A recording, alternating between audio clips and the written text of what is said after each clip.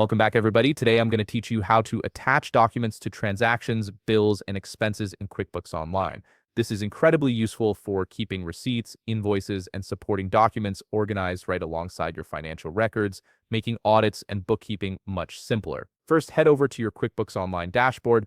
Once you're there, look for the New button in the top left corner of your screen and click on it. This button is your gateway to creating all types of transactions within QuickBooks, so you'll be using it quite frequently.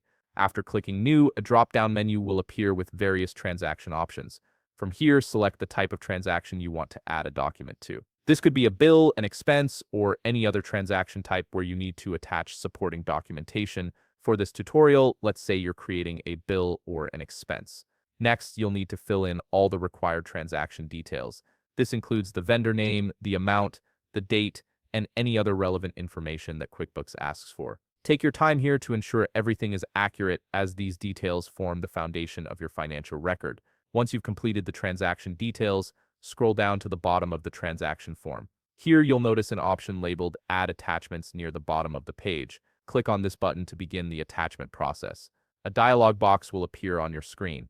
At this point, you have two options for uploading your document. You can either click the Browse button to search for the file on your computer, or you can simply drag and drop the file directly into the dialog box. QuickBooks accepts various file types, including PDFs and images, so you have flexibility in what you can attach. After selecting the document from your computer, confirm the upload. QuickBooks will process the file and attach it to your transaction. You'll see the document appear in the attachment area at the bottom of the transaction form, confirming that it's been successfully uploaded and linked. Before finishing up, take a moment to review that the document is properly attached and all your transaction details are correct.